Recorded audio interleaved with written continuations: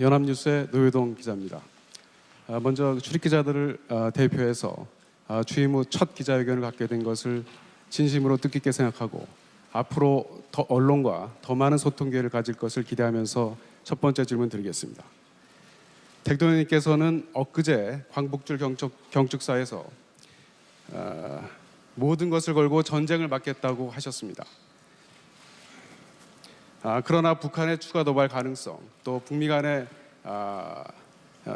긴장 상태로 인해서 국민들의 불안감이 완전히 가시지 않고 있는 것은 사실입니다. 한반도에서 무력 충돌 또는 전쟁이 일어날 가능성에 대한 대통령님의 인식은 어떠하신지, 또 이를 막기 위해 미국과 어떤 공조 그리고 어떤 정보공유라는지에 대한 설명해 주십시오. 감사합니다.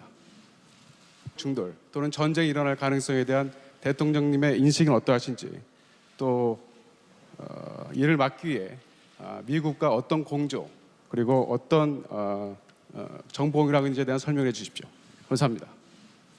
충돌 또는 전쟁이 일어날 가능성에 대한 대통령님의 인식은 어떠하신지, 또 이를 막기 위해 미국과 어떤 공조 그리고 어떤 정보공유라는지에 대한 설명해 주십시오. 감사합니다. 연합뉴스의 노효동 기자입니다. 먼저 출입기자들을 대표해서 취임 후 첫 기자회견을 갖게 된 것을 진심으로 뜻깊게 생각하고 앞으로 더 언론과 더 많은 소통 기회를 가질 것을 기대하면서 첫 번째 질문 드리겠습니다. 대통령님께서는 엊그제 광복절 경축사에서 모든 것을 걸고 전쟁을 막겠다고 하셨습니다. 그러나 북한의 추가 도발 가능성, 또 북미 간의 긴장 상태로 인해서 국민들의 불안감이 완전히 가시지 않고 있는 것은 사실입니다. 한반도에서 무력 충돌 또는 전쟁이 일어날 가능성에 대한 대통령님의 인식은 어떠하신지, 또 이를 막기 위해 미국과 어떤 공조 그리고 어떤 정보공유라는지에 대한 설명해 주십시오. 감사합니다. 예, 감사합니다. 한반도에서 두 번 다시 전쟁은 없을 것이라고 제가 자신 있게 말씀을 드립니다. 우리가 그 한반도 6.25 전쟁으로 인한 그 폐허에서 온 국민이 합치면서 이만큼 나라를 다시 이렇게 세웠는데, 두 번 다시 전쟁으로 그 모든 것을 다시 이룰 수는 없는 노릇입니다. 전쟁은 기필코 막을 것입니다. 그리고 북한의 도발에 대해서 강도 높은 제재와 압박을 가하더라도 결국은 평화적으로 해결해야 한다라는 것은 국제적인 합의입니다. 미국과 트럼프 대통령의 입장도 다르지 않습니다. 지난번 유엔 안보리에서 북한의 수출의 3분의 1을 차단하는 유례없는 강력한 경제 제재를 결의했습니다. 그 제재에는 15대 0, 안보리 전원의 만장일치로 통과됐고 중국과 러시아도 동의했습니다. 그리고 중국과 러시아도 그 제재에 동참하고 있습니다. 그것은 달리 말하면 전쟁을 막기 위한 것입니다. 강도 높은 제재를 통해서 북한을 대화의 테이블로 나오도록 강제하기 위한 것입니다. 뿐만 아니라 한반도에서의 군사행동은 우리 대한민국만이 결정할 수 있습니다. 대한민국의 동의 없이 누구도 한반도에서 군사행동을 결정할 수 없습니다. 미국과 트럼프 대통령도 북한에 대해서 어떤 옵션을 사용하든 그 모든 옵션에 대해서 사전에 한국과 충분히 협의하고 동의를 받겠다, 그렇게 약속한 바 있습니다. 그것은 한미 간의 굳은 합의입니다. 그래서 전쟁은 없다라는 말들을 우리 국민들께서는 안심하고 믿으시기 바랍니다.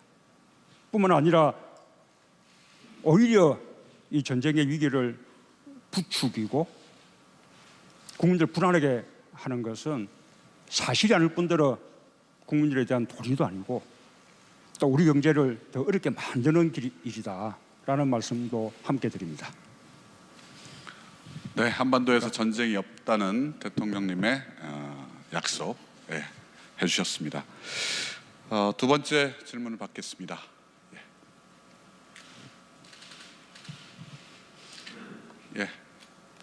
우리 아리랑 TV 문건영 기자. 네, 안녕하십니까. 아리랑 TV 문건영 기자입니다. 지금 우리 정부는 대북 정책에 있어서 강력한 제재와 또 대화와 포용 그 투 트랙으로 가고 있는 걸로 보여지는데요. 대통령께서는 지난달 북한 미사일 도발 이후에 레드라인이라는 즉 대북 정책에 있어서 정책 전환의 그 기준선이라고도 하죠.에 대해서 언급하셨습니다. 대통령께서 생각하시는 레드라인은 어떤 것인지 알고 싶습니다.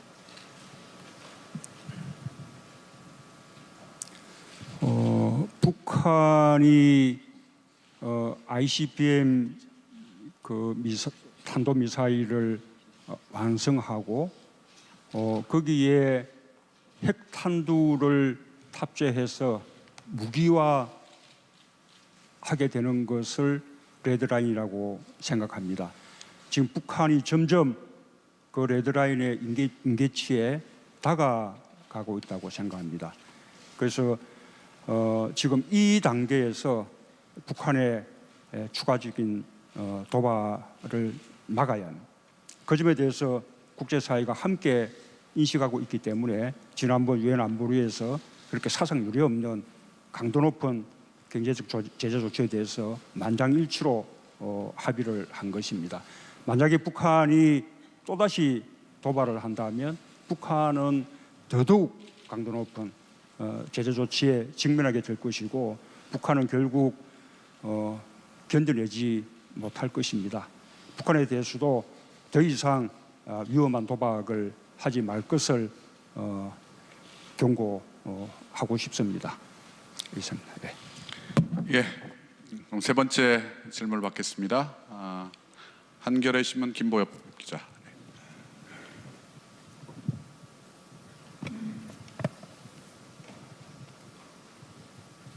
안녕하십니까.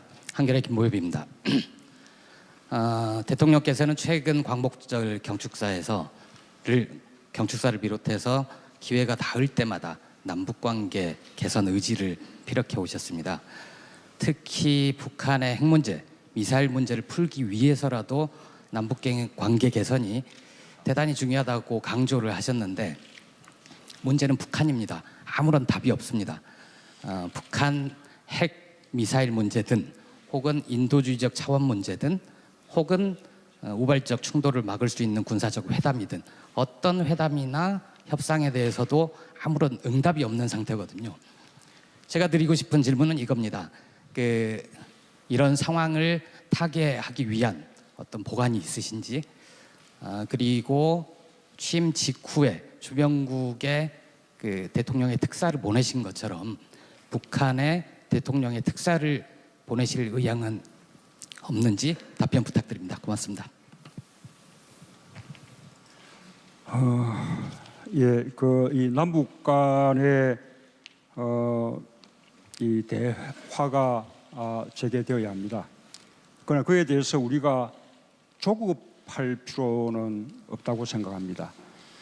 지난 10년간의 단절을 극복해내고 다시 이 대화를 열어나가는 데는 많은 노력과 또 시간이 필요할 수 있습니다. 우선 대화 자체를 목적으로 둘 수는 없습니다. 대화를 하기 위해서는 대화의 여건이 갖춰져야 하고 또 그 대화가 좋은 결실을 맺으리라는 뭔가 담보가 있어야 할 것입니다. 적어도 북한이 추가적인 도발을 멈춰야만 대화의 분위기가 조성될 수 있다고 생각합니다. 그렇게 대화의 여건이 갖춰진다면, 그리고 갖춰진 대화의 여건 속에서 남북 관계를 개선해 나가는데 또 북핵 문제를 해결하는데 도움이 된다고 판단된다면 그때는 북한에 특사를 보내는 것도 충분히 고려할 수 있다고 봅니다. 예, 네 번째 질문 받겠습니다. 우리 한반도 문제는 국내 내신 기자들도 관심이 많겠지만 외신 기자분들도 관심이 많을 것 같은데요. 우리 외신 기자분들 중에서 질문을 한번 받아보죠. 외신 기자분들 중에서 질문하실 분? 예, CNN 우리 폴라 행콕 서울지사장 질문해 주십시오. Paula Hancock, CNN. Mr. President, you say that the United States and South Korea are speaking with one voice. You say that you agree on how to deal with North Korea, and also the fact that South Korea has to decide on a military option if that appears to be the case. But at the same time, you have US President Trump talking about the military options being locked and loaded, about fire and fury. Did these kind of comments undermine yours? Does it send a mixed signal to Pyongyang? CNN 서울지국의 폴라 행콕스입니다. 방금 대통령님께서 미국과 한국은 하나의 목소리로 북핵 문제 해결에 있어서의 합의를 이루고 있다라고 동의를 하고 있다라고 말씀을 하셨습니다. 또한 방금 대통령님께서 한반도에 있어서의 어떤 군사 행동도 한국의 결정 없이 동의 없이는 결정할 수 없다라고 말씀하셨습니다. 하지만 한편 트럼프 대통령은 군사 행동에 대한 옵션에 대해서도 언급을 했고 화용과 분노라는 발언도 했습니다. 이러한 상황에서 한국과 이 미국 간에 약간의 다른 보이스가 나오는 것 같은데 이에 대한 대통령님의 의견 답변 부탁드립니다. 미국과 한국의 입장이 근본적으로 다르지 않습니다. 북한에 대한 강도 높은 제재와 압박을 통해서 북한의 추가적인 도발을 멈추게 하고 북한을 핵 포기를 위한 협상의 장으로 이끌어내야 한다라는 점에 대해서는 한국과 미국의 입장이 같습니다. 그리고 그 강도 높은 제재와 압박을 위해서 미국은 유엔 안보리 결의를 통해서도 이 제재를 강구하고 있고 또 한편으로는 독자적인 제재까지 더하고 있습니다. 그에 대해서 미국의 트럼프 대통령은 단호한 결의를 보임으로써 또 북한을 압박하고자 하는 것입니다. 그것이 반드시 군사적 행동을 실행할 그런 의지를 가지고 하는 것이라고 보지 않습니다. 그 점에 대해서는 한미 간에 충분한 소통이 되고 있고 또 합의가 이루어지고 있다라는 말씀을 드리겠습니다. 네, 연합뉴스의 노효동 기자입니다. 먼저 출입 기자들을 대표해서 취임 후 첫 기자회견을 갖게 된 것을 진심으로 뜻깊게 생각하고 앞으로 더 언론과 더 많은 소통 기회를 가질 것을 기대하면서 첫 번째 질문 드리겠습니다. 대통령님께서는 엊그제 광복절 경축사에서 모든 것을 걸고 전쟁을 막겠다고 하셨습니다. 그러나 북한의 추가 도발 가능성 또 북미 간의 긴장 상태로 인해서 국민들의 불안감이 완전히 가시지 않고 있는 것은 사실입니다. 한반도에서 무력 충돌 또는 인식은 어떠하신지 또 이를 막기 위해 미국과 어떤 공조 그리고 어떤 정보 공유라는지에 대한 설명해 주십시오. 감사합니다. 충돌 또는 전쟁이 일어날 가능성에 대한 대통령님의 인식은 어떠하신지 또 이를 막기 위해 미국과 어떤 공조 그리고 어떤 정보 공유라는지에 대한 설명해 주십시오. 감사합니다. 충돌 또는 전쟁이 일어날 가능성에 대한 대통령님의 인식은 어떠하신지 또 이를 막기 위해 미국과 어떤 공조 그리고 어떤 정보 공유라는지에 대한 설명해 주십시오. 감사합니다. 전쟁이 일어날 가능성에 대한 대통령님의 인식은 어떠하신지 또 이를 막기 위해 미국과 어떤 공조 그리고 어떤 정보 공유라는지에 대한 설명해 주십시오. 감사합니다. 예, 감사합니다.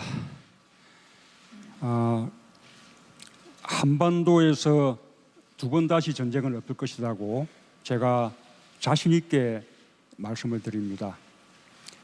우리가 그 한반도 6.25 전쟁으로 인한 그 폐허에서